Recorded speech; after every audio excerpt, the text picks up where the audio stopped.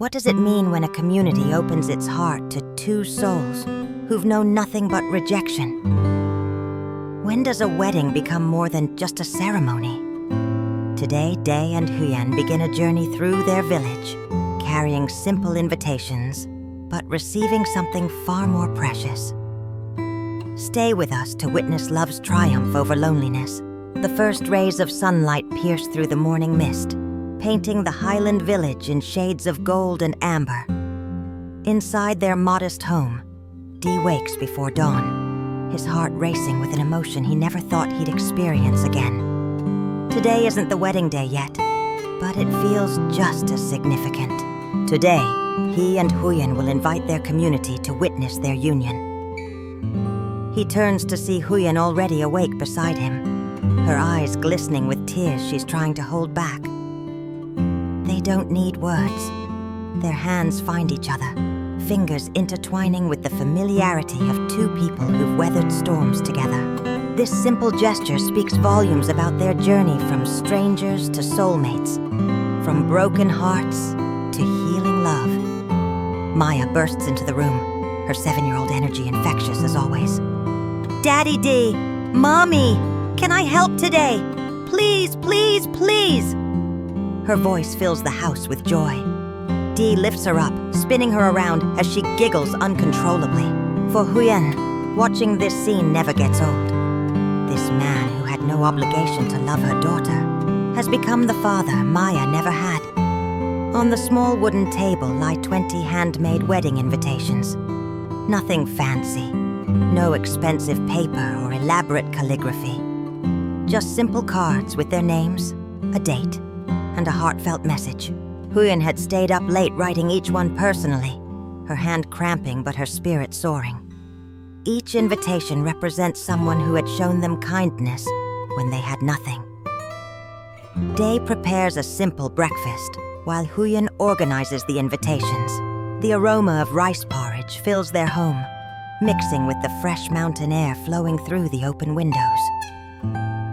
Outside, the village is slowly coming to life. Roosters crow, water buffalo low in the distance, and neighbors begin their morning routines.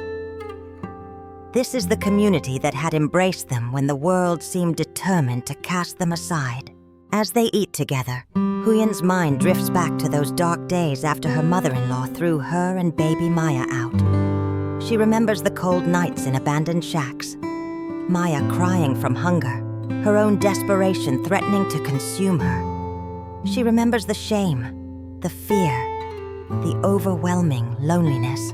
And then she remembers the day Day found them, how his gentle eyes held no judgment, only compassion. Day's thoughts mirror hers. He thinks about Tui, his ex-wife who left him for a wealthier man. The rejection had crushed him, made him question his worth as a man. But helping Huyen and Maya had given his life new purpose.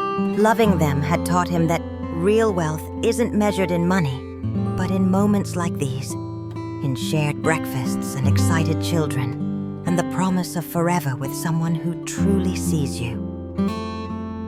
Are you ready?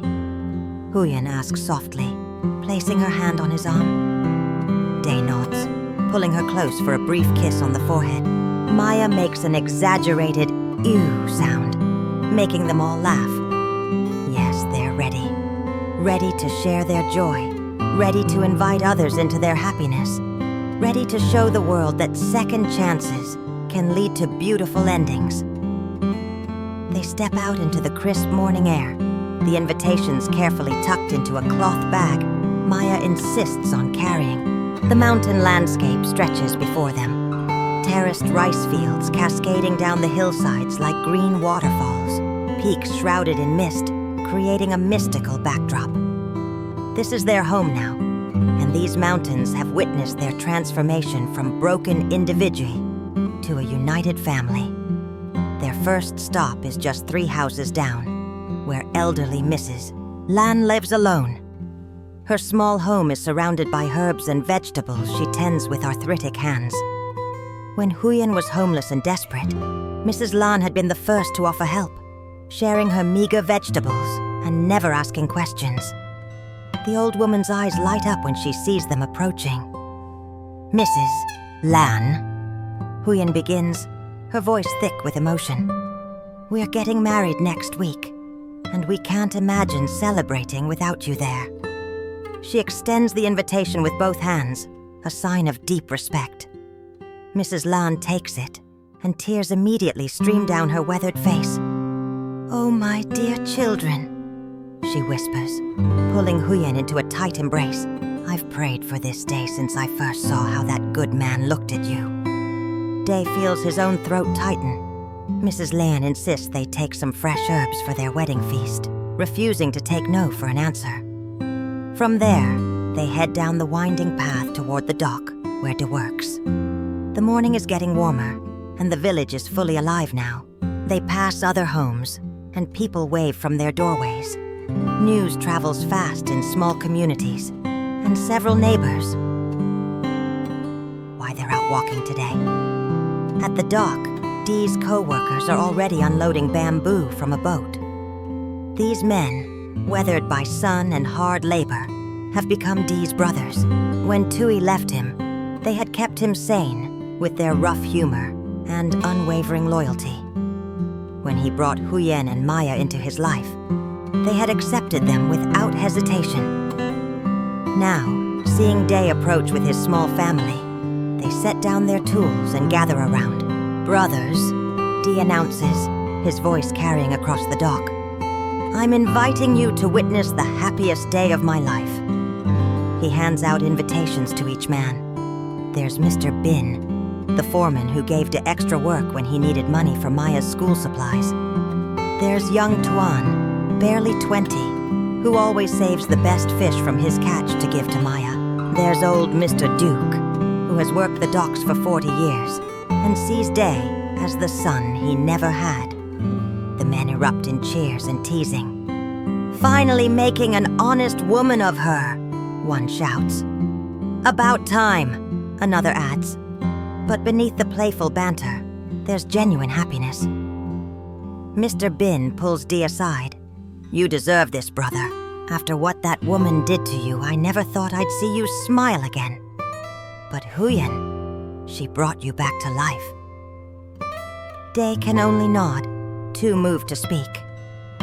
Their next stop is the marketplace, where Sister Han sells vegetables every day. Her stall is modest, but her heart is enormous. During Huyen's darkest days, when she had no money for food, Sister Han would secretly slip extra vegetables into her bag, pretending not to notice. For Maya, she would say, waving away any attempt at payment. Children need to eat well. When Huyen approaches her stall now, Sister Han immediately knows why she's come. Before Huyen can even speak, the vendor is wiping tears from her eyes. I watched you survive what would have destroyed most people, Sister Han says, gripping Huyen's hands.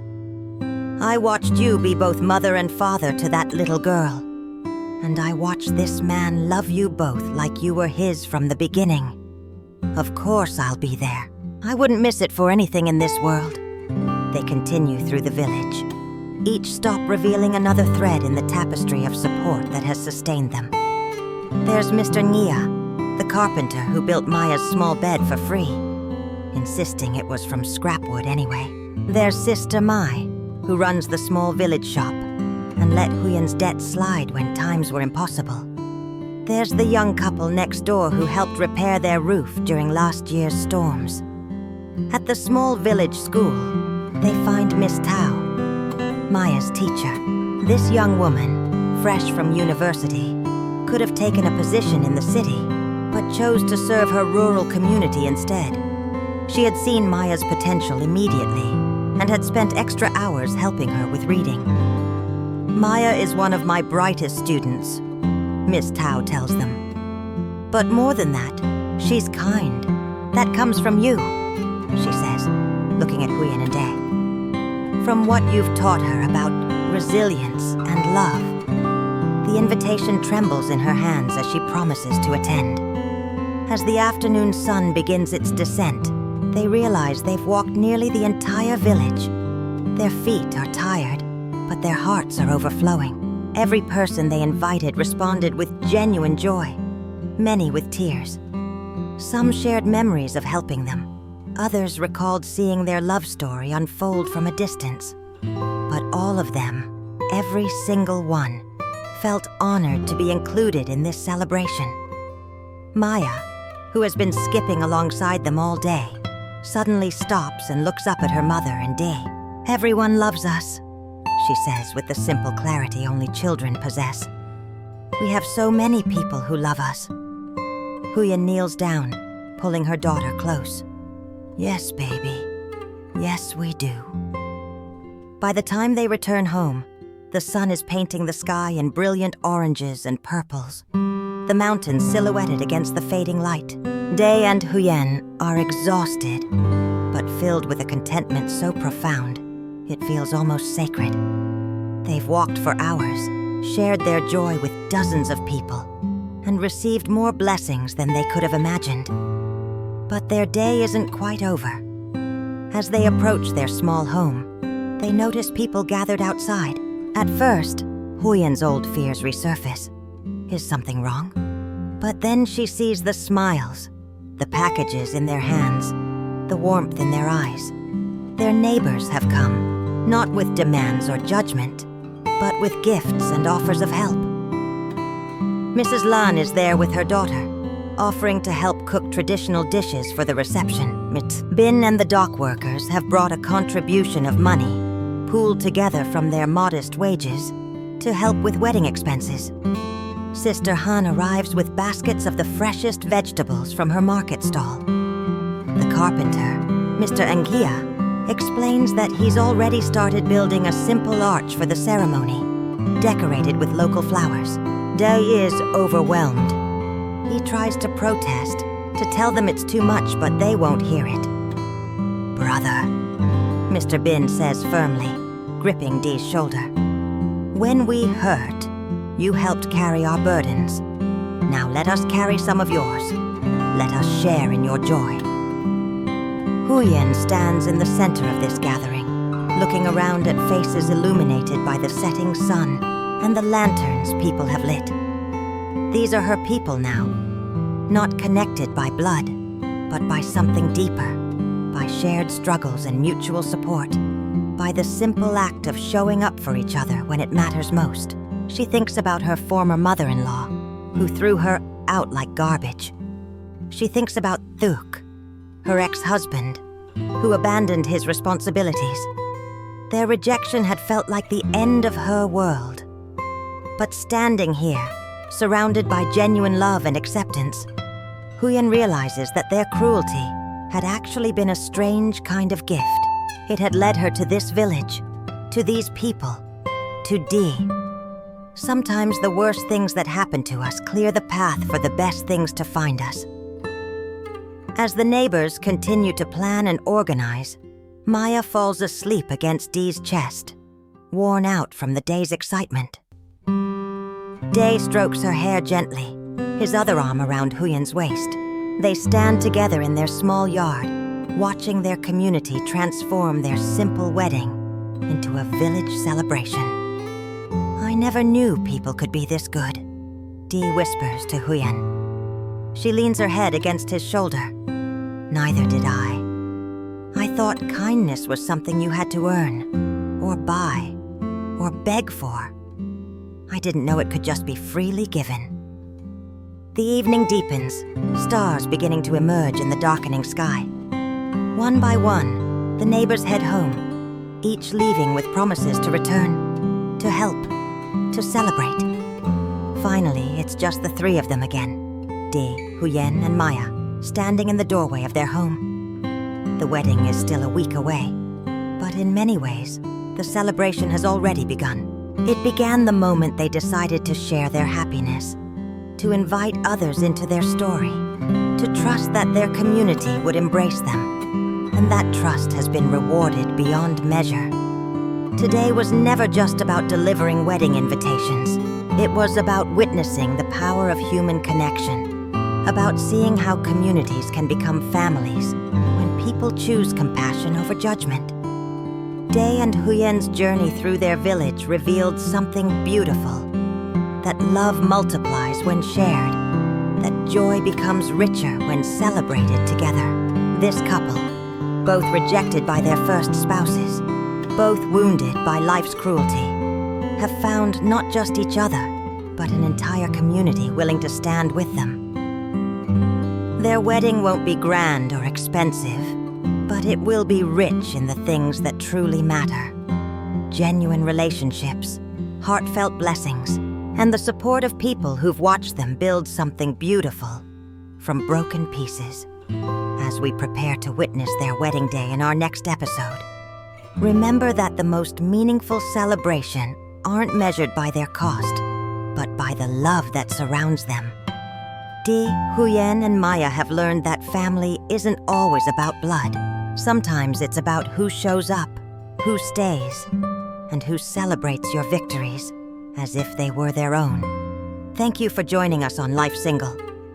If this story touched your heart, please subscribe to our channel, like this video, and share it with someone who needs to believe in second chances. Leave a comment telling us about a time your community showed up for you. And don't forget to join us next week when Ly and Huyen finally say, "I do," surrounded by the village that helped make their love story possible.